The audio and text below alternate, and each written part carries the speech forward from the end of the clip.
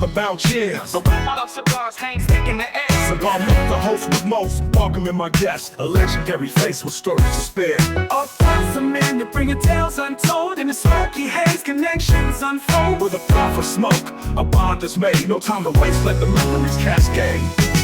Making connections, sharing life's sweet grind. From childhood whispers to dreams intertwined. A conversation flows, a soulful dance in this cozy spot. This is a very short, fast-paced seminar. I'm going to summarize quite a bit. We can be open for questions. We can do stuff at the end. I will hang around for a long time. But I think the first thing I should say is that this gentleman pictured up here, his name is Luis Cota. And he's a Mexican citizen who immigrated to the U.S. at about 15. Probably failed all his first classes before because he didn't speak English. But came up through the University, San Diego State University, and he's been in the industry about 45 years. He's an unbelievable wealth of knowledge, of experience. First half of his career probably was more spent in fine wines and learning all the nuances of cooperage and how the woods affect the wines. And he had some great industry renowned Hall of Fame teachers. So he's a mentor of mine, and I just so highly respect him. For Comasirio, I'm the national sales manager. We've been working for about a year to really get this brand advanced, but there's association with the other brands you're going to see today too. So we're going to go pretty fast to go through all things. My name is John Milstead. I've got cards or any questions you want to do. What we're really talking about in summary-wise today is agave spirits, more so than just Comasirio Tequila, because Comasirio Tequila has got some interesting nuances, but I think in a general sense, I think the audience, from what we polled, was kind of interested in agave spirits as a total. So I chose 3 different brands. This is Testimonio Mezcal, Comasirio, and then that's Estaca over there. I don't know. How many? Raise your hand if you know a Bacanora. Where are the hands? I don't see. There's one. So you guys heard about it a little bit. Well, that's why I chose it. We have some association with the brand. But, you know, simply put, I chose those 3. And like I said, we have association with those brands in the U.S. But Sonora is right here below Arizona. And Sonora is the state where Bacanora is produced. There are some details. I'll cover each of the brands in brief when we get to them. But we can see down here where Guadalajara is. That's the heart of Jalisco, capital city. And so we're going to focus a little bit on that for tequila. As most everyone knows, that's one of 4 states that Blue Weber agave can be grown, but most of it's all in the state of Jalisco. And then down here where Oaxaca is at the bottom is where, I don't know how that arrow got to the wrong state, but that happens when you convert presentations sometimes. But that's where the mezcal comes from. So by way of, let's just talk a little, just to touch on the brands. Bacanora is really a unique item that's fairly new. It was illegal to produce from 1915 to 1992. The governor of the state of Sonora felt it was a bad influence on his people, hedonism, a lot of bad things that he thought. So you could be put in jail, shot, or hung for making Bacanora. And yet the spirit of the agave spirit's been made for 400 years. It became a moonshine product, an illegal type scenario. So in 92, they started allowing it to be made again, and a lot of small production things popped up, but now a few, there's probably 3 or 4 that are making enough that they export. This gentleman up here on the far right, that's Emmanuel Kimchi.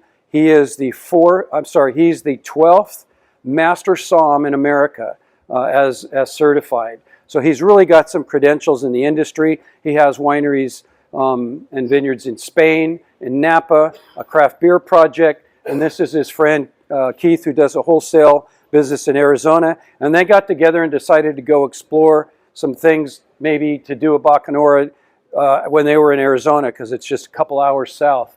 So they put this whole project together, and I'll talk about some of the production differences when we go through production, but it's a very unique item. This is the thing to remember. Bacanora would be a baby if tequila and mezcal had a baby. So it is in between. It is the Pacifica agave Pacifica, as opposed to most of the mezcals are Espadín, and we know Blue Weber for the tequila. So this mezcal that we're going to taste today is not even released on the market yet. I got some advanced samples. It's coming out here towards the end of summer. And mezcal, more than anything, is about tradition. What are the most traditional ways that people have made agave spirits? In the 9 states and the 30 different varieties of agave that you can make mezcal with, over 30. So there's no question. And this imagery on the label here, it's the god of that takes part in creation. This is the goddess of agave and fertility, and they got together, and her tears created the agave plant. She was renowned to have 400 rabbit children. I think you've heard of 400 Rabbits as a brand. That's where it came from in mezcal. So bottom line, really traditional stuff, and they go to the extreme of using the oldest and most traditional processes. But always, there is some science in the world, and so there's things that improve by doing some things just a little bit better and a little bit cleaner. And that's a close-up on the label there, sorry. So Comasirio is kind of the flagship of the tequila world that we operate with. It's been out for a few years. It's growing. We'll be in 35 countries by the end of this year. We have a LLC, big corporate project in Japan and Taiwan. Costco's taking it, trying to say they're introducing premium tequila to the Japanese population, and Don Quixote, some other things. International business in Europe. And we're really just starting to get a marketing foothold in the U.S. to move things ahead. So why is it a little bit different? I'll show you some things, but I want to talk about the other 2 brands as we go through this. And that's why we're going to be pretty brief in getting into the details. These are the Cevis brothers. Their distillery is in Arandas. They're master distillers. They're all unbelievable. They know what they're doing, and they work very closely with us. Luis Cota tastes every batch. If he can't go to Jalisco, they ship it to Tijuana. He goes across the border to his little Rosarita Beach condo and tastes it. So he literally has rejected whole batches, and then they just go to somebody else. We have an equity position in the distillery with Comasirio. We have a bottling line we own, and we own warehouse space, so it can be said that we're estate bottled and estate grown, which is it's a plus, but not the biggest thing in the world. If you look at the map of Jalisco, you have Guadalajara sort of center state, and then out towards the left up here is the Valley of Tequila, where a lot of the major brands were developed. There's a big volcanic eruption centuries ago that swept down that valley and created the soil that all of these opportunity brands jumped in there, and they've been producing tequila for a lot of years, as we all know. The soil is volcanic. It's not particularly porous, but it gives a great mineral content. It gives great character to the agave, which is all Blue Weber, as I said, but that's the more traditional side, and that's probably an hour and a half, 2 hours this direction, sort of northwest of Guadalajara. The other direction, Guadalajara is at 5,000 feet above sea level. That's like the city of Denver here in the U.S. They call it the Mile High City. Well, so is Guadalajara. But the highlands are off to this side, and those are above 8,000 feet above sea level, even some higher spots. And what's unfortunate, you can't see. I mean, I guess you could if I hold it up, but nah, it's too small. You can try, The easy guy will do it. Yeah. It's broadcasting fine, but it's just not picking up our, a lot of water, porous soil allows the rootstock to grow very well. It grows a little slower at the higher altitude. It's unique. And so what's happening is that a lot of premium producers are getting their agave from that part of the country now. The agave that goes into Comasirio is 7 and 8 and 9 years old. Takes a little bit longer, whereas a lot of the more commercial, bigger companies are 4 and 5.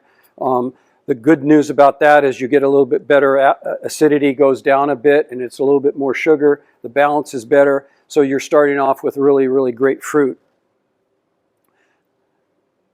So on top of what goes into the fruit, some of the technical and scientific issues that have come up is that we no longer quarter the agave out in the field because it starts to oxidize. We take the whole piña in, which is a succulent plant. They cut all the fronds off, and it looks like a pineapple. That's why it's called a piña. And then they'll cart the whole one to the shade. They usually harvest in the morning to keep away from the heat, and that will then go into a type of oven. So that's where we start getting into a few differences. We happen to use about 30% brick oven and about 70% autoclave. Autoclave will hold like a truckload of agave, and it goes in there and it's very efficient at cooking it and cooking the agave to be able to extract the agave sugars. We do a brick oven because a lot of people feel there's a lot of flavor that comes from that. Less efficient but slower cooking, just more. It's about what this should taste like when it is finally made, and that is that it's made from the agave plant, not from something else and not some ingredient. The difference here is that think of luau in Hawaii, where they throw a pig in a pit, and mezcal is typically done in a buried pit with different layers of a lot of hot coals in the bottom going all the way up. And it depends how long it spends in that pit as to the amount of smokiness that comes out in the end product. So there are, we can go through that. The Bacanora is actually dropped into a smaller pit in a steel cage with metal on the top and bottom and a bit of a chimney up the middle. And it is, therefore, they're able to control the smokiness, and they're able to keep it from getting too smoky. So they're not. So that's just a little bit different process of cooking the agave. The next thing that we'd kind of submit, because we're going to run out of time, so we've got to kind of push ahead. I can show some of these things real quick at the end, but the imagery is really nice. I'll send you guys this presentation if you want to see it. You just let me know. But whatever, can't do what can't do. Unless somebody has an HDMI input on their computer, I could plug it in right now, but nobody has their computer. That one doesn't. All right, so let's get to distillation. It's open fermenting pots, big open pots, and obviously cleanliness and the inside of the distillery. This distillery in Arandas is a state-of-the-art facility that they've done a lot of upgrading in, and that's where we introduced a specific yeast, champagne-style yeast. We have to be very careful that we don't let the free yeast that are out in the air go through. Okay. So the next thing is that fermented stuff. Hey, look at him go. Except now the pressure's on. He's going to want me to talk really fast so that. So there's the fields with the Blue Weber. There's the piñas that are 200 to 300 pounds. There's an autoclave. You can see how honey is really looking golden there. A Patron has a bee on their label. That's why, is because it attracts bees as soon as they open the end of these things after they're starting, before they unload them. There's an example of the brick oven I mentioned and the fermenting pots.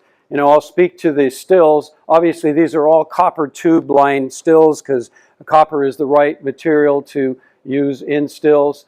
The heads and tails, if you've never heard it before, the gases go up to the top. The sediments go to the bottom, and those are removed. Usually about 25%. This particular distillery takes out 45% of the liquid, getting it just that much cleaner. It makes a big deal, some of these extra things.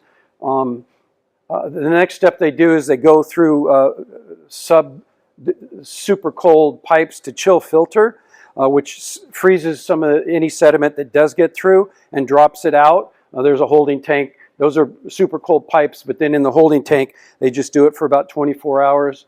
The next thing that's done, though, is a little unique, too. Not too many distilleries do it, but there are others that do, is they oxygenate it. And that's a process. Think of a fireman's hose. When they put out fires and they hit something electrical, they don't want it coming back down the stream, so it goes out in droplets. Well, this is throwing out oxygen in droplets, and it emulsifies the whole mixture. And then when it reconstitutes, it's different. It is, you're going to taste it. I will tell you when, and you will taste that property in the product that's in front of you today. It makes it, it's just a different feel in your mouth, and it takes a little bit of potential bitterness out of it. And this is all really when we're talking about just the Blancos. So that's interesting. This one changed, that one didn't. Let's see if it catches up. God, you can't pause around here. He's coming back. So the next picture, very simply, is a big barrel room with thousands of barrels in it. And obviously in Reposado, Añejo, and Extra Añejo, they spend time on wood.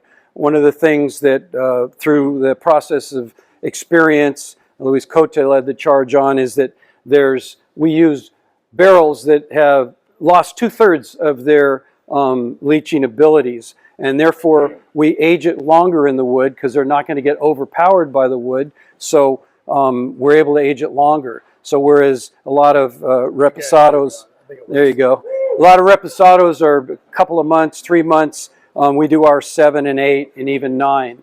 And then when it comes down to, yeah, I'm not going to touch it, don't worry. When it comes down to Añejo, which has to be 12 months, and as soon as it goes 12 months, you've got to call it Añejo, we actually go 23 months. And we actually put it in a different wood at the very end of its life in the barrel, which gives it a little bit of a different finish. So really a lot of different wood techniques. The aging, this is kind of just a note page, but the aging and the requirements that the CRT, which is the society organization that overlooks tequila, but they also have an MRT and they have similar requirements. The aging rules that they have are pretty much followed by everybody. But there are a lot of distillers in Mexico. They can take their own, advantage or their own track to make it what they want to, because maybe that's something in history that was made that way. So we don't have all day. So I got through the pictures. How'd I do? I didn't ask any of my good questions like how beautiful Mexico is, because I can't show you. I showed a couple. But everybody loves Mexico. Nothing, that's great. People are really excited about it. Where do you think the oldest university in North America was founded? Think Harvard? Harvard was formed before the U.S. That's how old it is. But the University of Mexico in Mexico City is the oldest. And they have a lot of culture and a lot of history. There's a lot of things that have gone on in Mexico that make it just so attractive as people learn more and more. So let's go through the tasting. This is really pretty simple. These are all Blancos. I chose the Bacanora first. And I would suggest if you've had it, something to drink, it's one thing. I'd take a small drop taste and swish it around in your mouth to wake your palate up. And I'd start with the red Obelisk Bacanora on your far left. And you're going to get that tequila with a little bit of mezcal finish and feel to it. So you taste a little smokiness. So now you can go ahead and take the rest of that first sampler. It's a unique difference. And the fact that we have the opportunity to be educators in agave spirits with something nobody knows, that is so much fun. People don't know this at all. It's not inexpensive, but it really is something different. Now let's move to the one in the middle, the Comasirio. Now remember what I said. Now that you've already had a sip, you can go ahead and sample this at your pace. But I definitely would hold some in your mouth for a minute. And when you do that, notice that your tongue is a little slippery on the roof of your mouth. A little glycemic feel to it, a little bit of character there. Well, that's what the oxygen does. It starts out with a very pure distillate. But that little slipperiness causes, you're going to then get the taste of the agave comes down the backside of your tongue, your palate, but it's slippery up here and there's just not a lot of bitterness or burn. That's pretty darn good on a Blanco, I'm just telling you. But if you don't do your Blanco right, you can't make your other expressions correctly. So you have to do a good job at this point. But that's probably kind of how some of the characteristics. Personally, my favorite in the Comasirio line is a Reposado, because with just a little bit of, our 7, 8, 9 months of aging in like 20% French and 80% American oak barrels that have been used, it's really, it's just exactly what Reposado should taste like, in this guy's opinion, and several other people that I respect that know that. So now let's move off to the mezcal. Now the mezcal world is like that cigar room out here. You got a lot of different tastes, and you've got it's also like the single malt Scotch world. We're going to go from Islay to the Highlands to the Lowlands where there's no peat, and we have all kinds of different tastes. Well, that's what happens with the amount of smoke that's in mezcal. This one is a pretty balanced, not that smoky representation. We wanted this to come out first, so that's what is in this bottle that we're releasing right away. But it gives you the flavor that mezcal should be. Remember, as I said, this is Espadin agave. This was Pacifica, and this one is, of course, Blue Weber. They are different plants. There's a lot of other varieties, but that mezcal is very, very light and light in the smoke. For people who don't like smoke, just like people who don't like peat, good luck on drinking Lafroig. So what do you say? It takes a while. I worked for Bowmore for about 6 years and got to really have some time even going through the cellars and seeing different things. And it's just a different world. You got to get used to it. It's kind of acquired. Once you do acquire it, though, you can really have some fun with it. Same thing with tequila.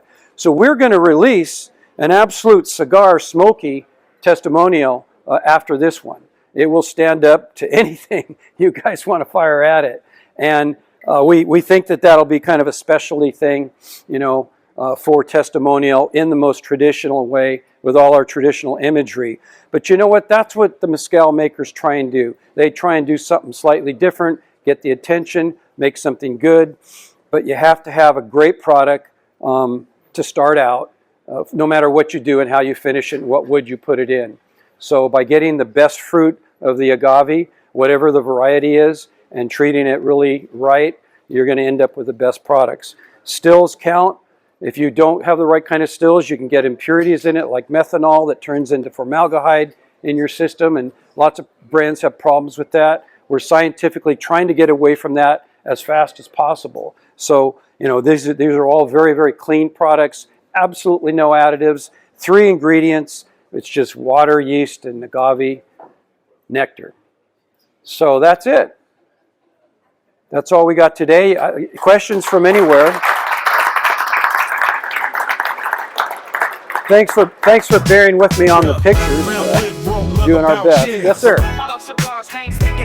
Cigar Month, the host with most, welcoming my guests, a legendary face with stories to spare. Across the men that bring tales untold, in the smoky haze connections unfold. With a puff of smoke, a bond is made, no time to waste, let the memories cascade. Making connections, sharing life's sweet grind. From childhood whispers to dreams intertwined. A conversation flows, a soulful dance in this cozy spot. We take a chance, from cigars to cognac, we cover it all.